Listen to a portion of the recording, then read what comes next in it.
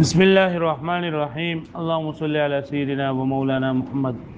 وعلى ال سيدنا ومولانا محمد وبارك وسلم وصل عليه رب زدنا علما رب اشرح لي صدري ويسر لي امري واحلل عقدة من لساني ویلیو چې په دې کتاب کې یو مقدمه درې علوم بیانېږي. مقدمه به تاسو دلته کې خلاص کړي به یا به خلاص وای نه بیا علم الاول چې نه دا فن اول دا معنی په بیان کې دی اتبابونه دي او علم البيان چې د دویم نمبر په علم البيان دی او دریم علم البديع دی.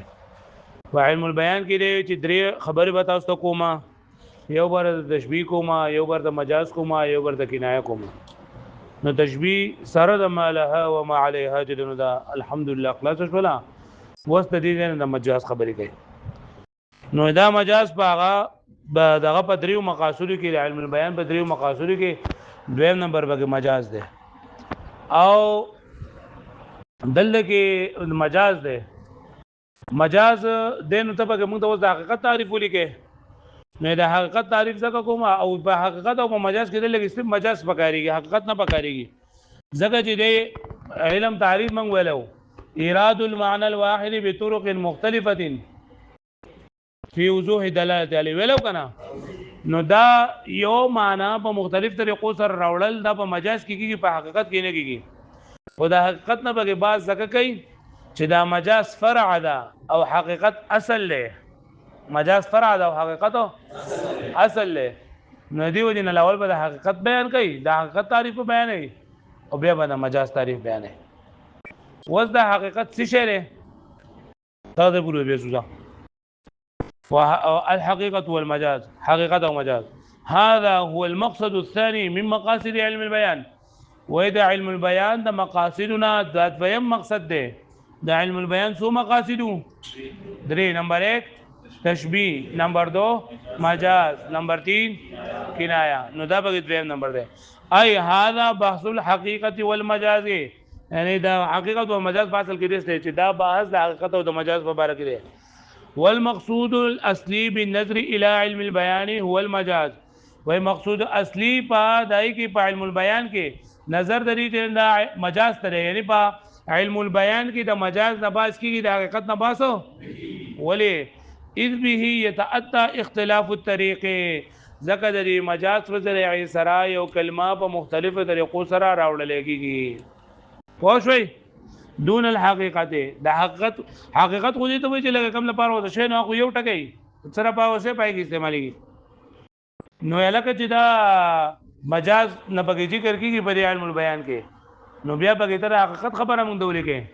نو الا انها لما كانت كالاصل للمجاز وکله چې و دا علم الماء دا حقیقت په منزله د اصل باندې د مجاز د پاره پوه شئ الګا د مجاز لپاره ولې اصل له واذ الاستعمال في غير ما وضع له زګه چې دی لفظ استعمال دل بغیر ما وضع له کې دا فرع الاستعمال في ما وضع له دا فرع د استعمال په ما وضع له کې الګا پوښوي یعنی موږ چې دا لفظ لري معنی لپاره وځکل شي په دې کې استعمال شوی او په دې کې نه استعمال شوی نو چې نه استعمال شوی دا فرع ده هغه په کوم کې استعمال شوی. نجرت العاده بالبحث عن الحقيقه اولا نجار شوی العاده چې باس کوي اول د حقیقت وقد يقيدان باللغويين او کله کله د دې سره قید لګول کېږي د لغوي وای کله کله باندې کسان وایي چې یو حقیقت لغوي دی او یو حقیقت یو مجاز لغوي دی. د حقیقت لغوي د دې سره د لغوي د قید څخه لګول کېږي چې دا حقیقت عقلی او د مجاز عقلی نه به فرق راشي. تاسو مقدمه خلاص کړی ده احوال الاسناد الخبري شروع کړی دي کله شروع کړی دي پرونو ان شاء الله چې وخت بعد بورسې دي ته خدای ورسولې چې اسناد چنن دا په دوه قسمه دي یو ته لګي اسناد عقلی او یو ته لګي دا حقيقي اسناد حقيقي او اسناد مجازي. اسناد حقيقي دي ته و چې لفظ د کم سیز د لپاره ما هو له د کم سیز لپاره متعین می او هغه ته نسبت شي نو د اسناد حقيقي وي او چې ما کم سیز د دې لپاره ما هو له نه او هغه لپاره نسبت شي د اسناد مجازي ول ته په تفصیل وای لکه انبت الله البقلا دا اسناد حقيقي دی چې الله تعالی سبزیان نو کې جوړي هغه انبت الربيع البقلا چې چې موسم بهار چې دا سبزیان راوخی جوړي دا اسناد مجازي دی البته به ان شاء الله. نوې د بعضی کسان چې دلته د حقیقت او د مجاز تعریف کوي نو بدی سره د حقیقت لغوي او د حقیقت مجازي د حقیقت لغوي او مجاز لغوي د لغوي د قید وسره لګي د پاره لري چې دا بدل شي د هغه نه چې دینه مراد هغه اسناد د مجاز عقلی او حقیقت عقلی ته نه مرادو کم چې په اسناد کې دي پوه شو به معنی هغه پوه شوي ها او دا کې چې نه په ګډه خلک نه لګي چې لکه دا چې دا وهم بغیر نه شي چې دا شرعي او د عرفي مقابل دي. وقد يقيدان باللغويين او کله کله د دې سره قید لګول کېږي د لغوي یعنی ليتميز لپاره چې دا جدا شي عن الحقيقه والمجاز د حقیقت او د مجاز العقلي هغه چې عقلي وي الذين هما في الاسناد هغه چې هغه بیانېږي او د په اسناد کې په احوال الاسناد الخبري کې ان شاء الله. والاكثر ترك هذا التقييد او ډیرو کسانو بګی دا قید چې نه دري دغه سره دا قید لګول چې نه د پرخو دي یعنی حقیقت سره او د مجاز سره د لغوي دا قید نه لګي لالا يتوهم باید وهم را نشي انه مقابل للشرعي والفرعي چې دا مقابل للشرعي او د عرفي حقیقت پس قسمونه باندې لري حقیقت او مجاز حقیقت شرعي او حقیقت عرفي را روان ان شاء الله وایو با وسط دې نه د حقیقت خبره شروع کړي نو حقیقت چې نه کنه دا اصل کې حقیق وزن د فاعل له حقیق وزن د سره او فاعل وزن چې نه کله په معنا د فاعل باندې وي او کله په معنا د مفعول باندې وي نو کدا دا وزن حقیق وزن فاعل په معنا د فاعل شي نو بیا به الثابت معنا ثابتون کې نه هغه له چې هغه خپل معنا د وزیل را ثابتوي او کچرتا دا فاعل وزن په معنا د مفعول شي نو بیا به معنا د دی وی ثابت کړل شوی یعنی هغه معنا چې د لفظ نه ثابت کړل شوی دا پوه شو به معنی نو الکه ویلا حقیق ټکه نه داتا پکې رقم ځای نه رااله نو داتا پکې د اسمیت د وصفیت نه اسمیت ته راوړېدو د وجه نه دا پکې دغه شی دا پوه شو چې د دې عدول شوی د وصفي معنا به پرې خودل شوی دا دغه اوس حقیقت چې نه بدی کې لکه ثابتول څوک نه وای دا وصفي معنی پرې خودل دا او اسمی معنی اغستل دا ندی نقل کېدو د وجه نه بدی کې داتا استعمال شوی دا لکه داتا پکې د تانیث نه په حقیقت کې پوه شو وګوره دې دا الحقيقه بالاصل حقیقت په اصل کې فاعل دا فاعل وزن یعنی حقیق دی بیا فاعل وزن کله په معنا فاعل لري بیا من حق شيء یعنی ضربنا یعنی نصرنا باب ضربنا یعنی اذا ثبت کله چې ثابت شي او بمعنى مفعول یا بمعنى مفعول بمعنى من حققت ده حققت نو اذا اثبتوا کله چې ثابت کې ثم نقل بیا نقل کړل شي الى الكلمه الثابته په اعتبار دا اول سره هغه کلمه چې ثابتون کی دا نو چې اسم فاعل ولا معنی نو ثابتون کی او چې اسم مفعول او المثبته یا چې ثابت کړل شي د فی مکانها الاصلي والتاء فيها للنقل من الوصفيه الى الاسميه او دا په حقیقت کې چې اثر الله نو دا به د وصفیت نه اسمیت ته نقل کېدو د وجه الله پوه شو دې معنی وسه د حقیقت تعریف دا لغوي خبره شولا او وسه د حقیقت تعریف کوي نو ای د سر له وګورئ الكلمه المستعمله فيما وضعت له في اصطلاح به تقاطب ولدو الكلمه المستعمله فيما وضعت له في اصطلاح به تقاطب دا هغه کلمې ته ویل کېږي چې استعمال کړل شوی په هغه کې د سره لپاره چې وضع کړل شوی په اصطلاح د تخاطب کې په اصطلاح د تخاطب مطلب دا چې په کومه جبه په کومه اصطلاح کې د سره مخاطب وي په کومه اصطلاح کې د سره مخاطب وي نو حقیقت څه ته وایي هغه کلمې ته ویل کېږي چې د سره لپاره وضع کړل شوی وي په هغه کې استعمال شوی وي او دویمه دا چې په اصطلاح د تخاطب کې مطلب دا چې په کومه اصطلاح کې د سره خبره اوس تفصیل لازمه ما نو په دې طرف کې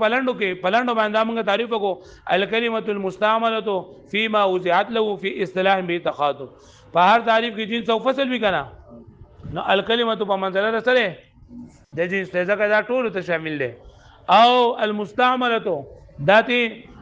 دا فصل اول له په دې سره ته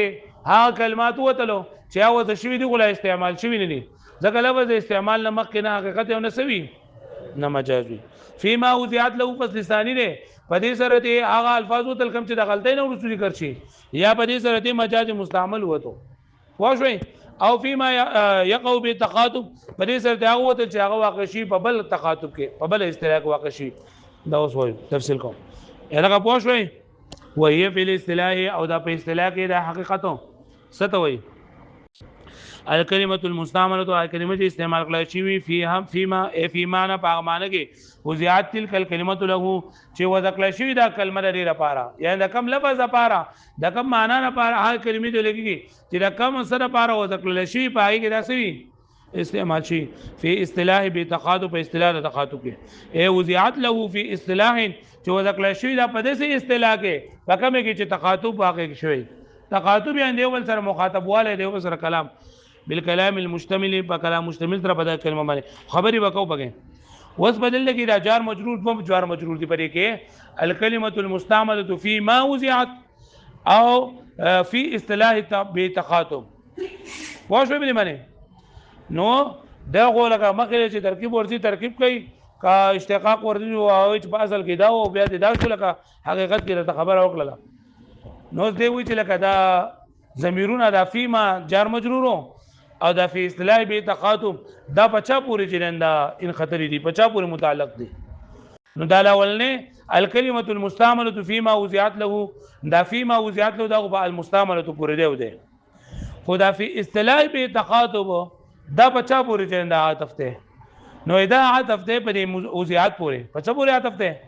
دا متعلق ته په وزعت پوری وای بعضی کسانو دا فی اصطلاح به تخاطب دا هم متعلق ساری جوړ کړه د المستعملاتو لپاره خو دا خبره غلطه ده ځکه چې کله دوه اسمونه وي دوه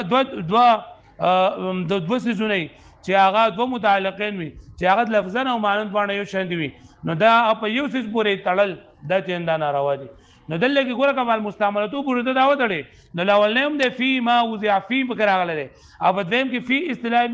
فی بکر راغله نو دا فی او د قبل فی د لفظ او د معنا دوه په اعتبار سره یو شان ده او دا دوه ته په المستعملاتو پورې تل اندان نو هاتو بن جایز دي و بنا شوي اني فالظرف دا فعل اصطلاح کې دا ظرف ته دا دویم فی الاصطلاح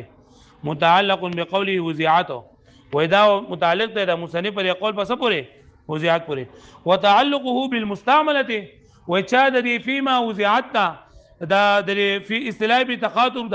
دا ضمیر جننه دا متجر مجرور د متعلق کړي دي پر المستعمله پوره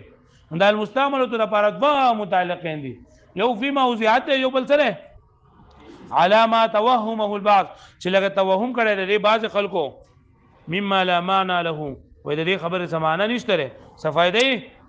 الګه پوښتنه مې معنی ولی فائدې نشته دا چې دو سيزونه دوا جار مجرور چې هغه دو جارونه چې هغه د لفظ او د معنا باندې په اعتبار سره شانتي اپ یو سیس پوری تړل دي نه ناروا دي د نوعاتو باندې خاجی فاحترز بالمستعمله بس احتراز راغی د مستعملینا د یعنی مستعمله تو فصل اول لري په تر سره احتراز راغی عن الكلمه قبل الاستعمال لها کلمین چې مخکې استعمال وي فانها لا تسمى حقیقتا ولا مجازا ځکه چې یو لفظ استعمال نه مخکې نه دي د حقیقت ویلېږي او نور څه ویلېږي خاجی وبقوله فيما وضعت له او دویم ټکه فصل ثانی فيما وضعت الكلمه المستعمله فيما وضعت له نو دا فيما وضعت له ترنده فصل ثانی ده دا سره پدې سره د سوتو نو یې عن الغلط پدې سره د سوتو غلط وته غلط لګته خود هذا الفرس مشيرا الى الكتاب لګته کتاب ته اشاره کوي ولا دا فرس واخلا نو دا سیس خو د کتاب ته اشاره کتاب ته کوي دا فرس واخلا نو دلته کې د دې کتاب د لپاره خدا فرض نه وځي شي خو دلته کې ستانه غلطي وشوله نو چې غلطي نه وشوندې د حقیقت نه ویلېږي یا پر فيما وضعت له سره ته مجاز مستعمل وته څه دی وته مجاز مستعمل یعنی مجاز مستعمل دی وای ها لفظ چې خپل معنا حقیقي لپاره نه وځي شي خو بای ګټي د استعمالي لکه د رجل شجاع لپاره رجل شجاع ته اسد وې نو دا رجل شجاع د اسد او رجل شجاع لپاره نه وځي شي نو دا ته وته پرې معنی پوښوي اگر چې اطلاق بيږي پر رجل شجاع باندې سي اطلاق کیږي دا اسد اطلاق کیږي خدا وځي شي د دې لپاره نه لہذا دې حقیقت نه ویل کیږي او په نو په وضعیت سره د دوه ټکي وتل څه دي وتلو یو ته مجاز مستعمل وته یو څه غلطي وته وعن المجاز المستعمل فيما لم يوضع له فهذا جني وذا لپاره في اصطلاح بتقاطب ولا في غيره كالاسد في رجل الشجاع لك اسد پر رجل الشجاع کې لان الاستعخاء وسلګه دی چې لګه استعاره نو د استعاری لپاره غوته د معنا موضوع له هغه لازم اغستلګي نامغه هغه په تعویل سره هغه په وځشي او په تعویل سره او دلته د وزن مراد وزن حقيقي ده وزن مؤول نه ده پوه شوي و په کنایه کې غمانه موضوع له اغستلګي په کنایه کې څه اغستلګي نو موږ وايي نه موضوع له اغستلګي او مؤولي او دلته د وزن مراد موږ وزن سره وزن حقيقي ده لان الاستعاره د بدی سره جواب دی سوال نه ده ځکه چې استعاره و ان كانت موضوعا بالتاويل اگر چې دا و ذکر شي په تعویل سره الا ان المفهوم من اطلاق الوزن مگر مفهوم د اطلاق د انما هو الوزن بالتحقيق ته الګه پوه شوي واحترد او دریم نمبر فصل فی اصطلاح بتقادم و بدی سره جنینا اوتو مجاز مستعمل فيما وضع له في اصطلاح غیر اخر في غیر الاصطلاح الذي وقع به تقادم ما ته وګورئ دعاء د صلات ټکره صلات دا د لغت په اعتبار سره وذکرل شوی دی د دعا د پاره او په اصطلاح کې یعنی دا لفظ بیا منقول کړی شوی دی په وضع شرعي سره نو په وضع شرعي سره د دې صلات نه مراد دعا نه بلکې د دې نه مراد ارکان مخصوصه په اوقات مخصوصو کې په هيئت مخصوصه سره ادا کول نو څه کته په اصطلاح دا فقهاو کې ذکر کې نو په اصطلاح د فقهاو کې د ارکان مخصوصه او تصلات ویل دا معنی حقيقي ده او په اصطلاح د فقهاو کې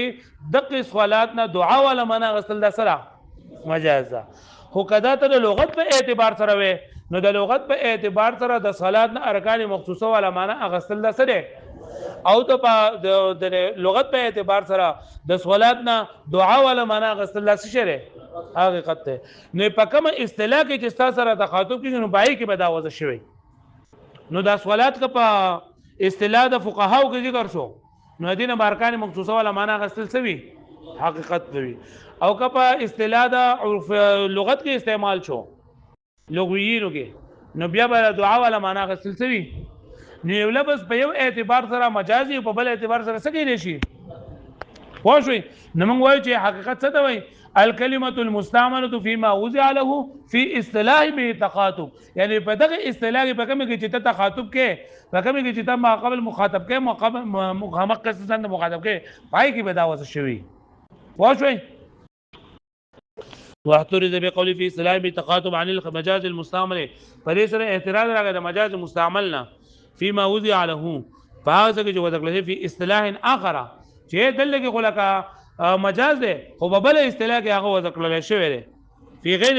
غیر الاصطلاح الذي علاوه د هغه اصطلاح نه چې بګم کې تخاطب شوی کصلات لك صلات اذا استعملها المخاطب کله چې مخاطب دې له استعمال کې بعرف الشرعي په عرف د شرع سره په دعا کې فانها تكون مجازا لاستعمال نو دا مجاز دی لاستعمال في غیر موضوعات له في الشرع ځکه چې په شرع کې دا د لپاره نه ذکر شوی په دې کې استعمال شو د ارکان مقصوده لپاره وان كانت مستعمله في موضوعات له في اللغه اگر دې له په اعتبار سره بدا استعمال شوی دی و ذکر شوی دی لغت په اعتبار سره واښوي نو نن سبق یو منګه ربط وي چې لکه دې لکه مجاز ولې ذکر کوي حقیقت ولې ذکر کوي او د حقیقت بیا منګه لغوي اصطلاحي معنی ویلا او د حقیقت په تعریف کې د فوائد قود متعلق ذکر وکړو واښوي